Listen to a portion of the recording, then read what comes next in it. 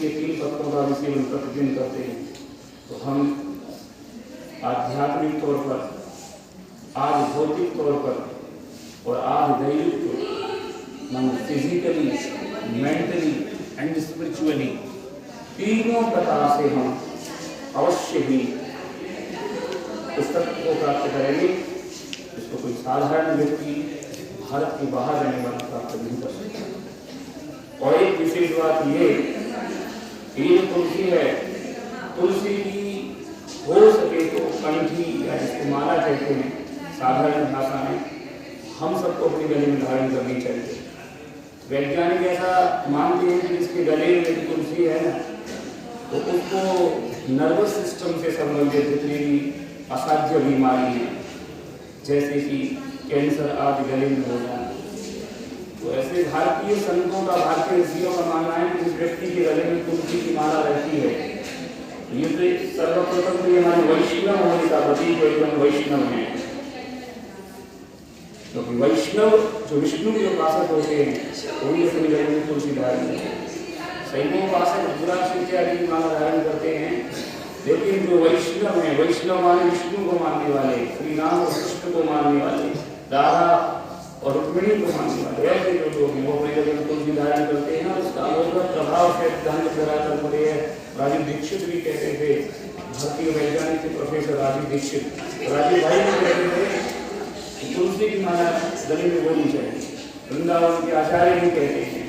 और एक चीज और ध्यान रखिएगा, ये पद्म पुराण, स्कंद पुराण जैसे महान पुराणों में जो वर्णित है, जिस व्यक्ति के गले में तुलसी की माला रहती है और यदि उसको स्नान करता है तो स्नान करते समय जब जल उसकी माला का स्पर्श करते हुए उसके यदि शरीर पर जाता है तो उसे 7 नदियों के स्नान करने का फल प्राप्त होता है। हमारे 4 वेदों में, हमारे 4 वेदों में वेद है, तो फिर ऋग्वेद, यजुर्वेद, अथर्ववेद और सामवेद। तो उनमें से यजुर्वेद है और यजुर्वेद की 2 ब्रांचें हैं, 2 शाखाएं हैं यजुर्वेद की। पहला है हमारा शुक्ल यजुर्वेद और दूसरा है कृष्ण यजुर्वेद। तो यजुर्वेद के अंदर वर्णित है गंगे च यमुने चैव, गंगे च यमुने चैव, गोदावरी सरस्वती नर्मदे सिंधु कावेरी जलेऽस्मिन् सन्निधिं कुरु। कि गंगे च यमुने चैव, गोदावरी सरस्वती नर्मदे सिंधु कावेरी जलेऽस्मिन् सन्निधिं कुरु।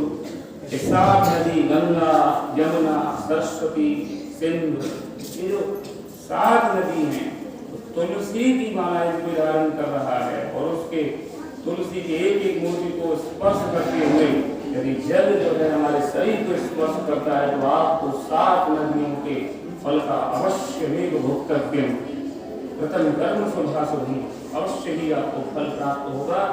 इसीलिए प्रत्येक शास्त्र अथवा शास्त्रार्थ में ये आत्मनिवेदन करूंगा कि हमें अपने गले में अवश्य ही तुलसी जैसी मालाएं धारण करनी चाहिए। वृंदावन के संत हुए थे श्री रसखान जी, रसखान, जैसे रसखान और रहीम थे तो मूल थे मुस्लिम, रहीम अवध के नवाब थे और रसखान जी वृंदावन के संत थे। तो रसखान जी अपने गले में 1000 मालाएं तुलसी की धारण किया।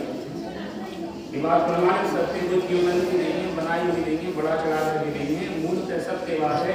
वृंदावन के रसिक आचार्य बताते हैं कि रसखान जी श्री कृष्ण भक्त थे और वो 1000 तुलसी की माला, क्योंकि वो कहते थे, किसी ने पूछा कि बाबा दुनिया 1 माला धारण करती है, 5 करती है, 21 कर देती है, लेकिन 1000 माला है।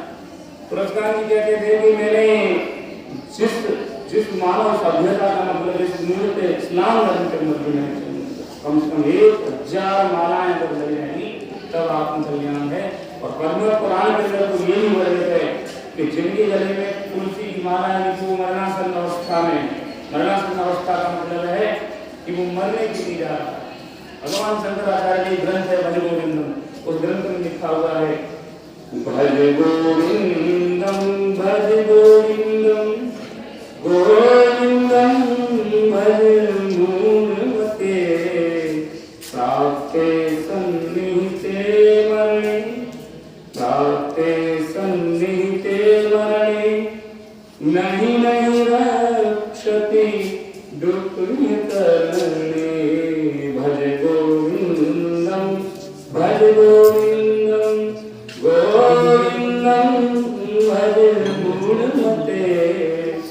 हे मनुष्य, गोविंद का स्मरण कर, ईश्वर का भजन कर। तो एक चीज ध्यान रखिएगा